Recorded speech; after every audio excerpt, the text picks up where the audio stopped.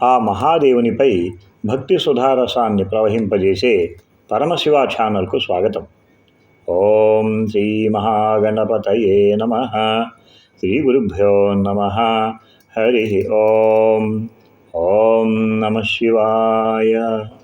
సుమారు 1200 సంవత్సరాల క్రితం కాశ్మీర్కు చెందిన మహనీయుడు, ఋషి, సిద్ధుడు శివ అద్వైత సిద్ధాంతముపై అద్భుతమైన ప్రత్యాభిజ్ఞాకారికాను రచించిన శ్రీ ఉత్పలదేవుడు శ్రీనగర్లోని డాల్ లేక్ ఒడ్డున సంచరిస్తూ భక్తి పారవస్యంలో ఆసువుగా చెప్పిన శ్లోకాల మాల అయిన శివస్తోత్రావళిని తెలుగులోకి నేను అనువదించాను.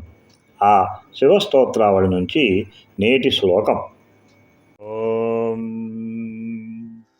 నాన్యద్వేద్యం క్రియాయత్ర నాన్యో యోగో విదాచయత్ జ్ఞానం స్యాత్ కింతు విశ్వైక పూర్ణా చిత్వం విజృంభతే.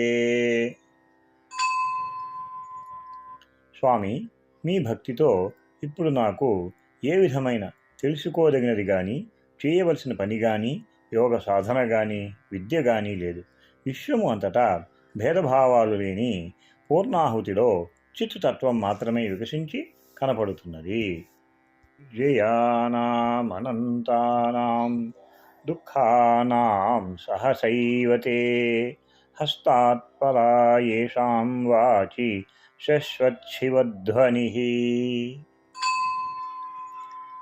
ఎవరి నాలుకపైన నిరంతరము శివనామము ధ్వనిస్తూ ఉంటుందో వారికి ఎంత కఠినమైన అనంతమైన దుఃఖములైనా కూడా ఒకేసారి చేతితో తీసివేసినట్టుగా పోతాయి. ఉత్తమః పురుషోన్యోస్తి యుష్మచ్చేష విశేషతః త్వం మహాపురుషత్వేకో నిశ్శేష పురుషాశ్రయః. మీరు నేను అనగా బహువచనము అనే భేదభావము ప్రథమ పురుషలోను, మిగిలిన నువ్వు నేను అనగా భేదాభేదభావము ద్వితీయ పురుషలోను, ఈ రెండిటికంటే విశేషమైన నేను అనే అభేద ఉత్తమ పురుష శబ్దము కానీ, ఈ మూడింటికి కూడా ఆధారమైన మీరు ఏకైక మహాపురుషుడు ప్రభు. శివ అద్వైతములో అతి ముఖ్యమైనది త్రిక సిద్ధాంతం అనగా 3.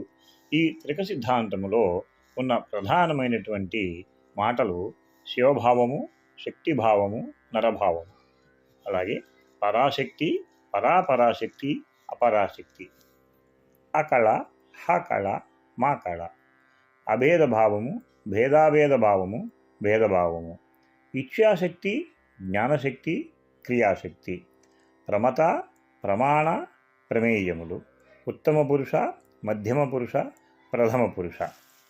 ఇవి త్రిక సిద్ధాంతంలోని ముఖ్యమైన సిద్ధాంతాలు. ఓం నమః శివాయ. తరువాతి శ్లోకం పోస్టు చేయగానే తెలియడానికి నోటిఫికేషన్ను సెట్ చేసుకోండి.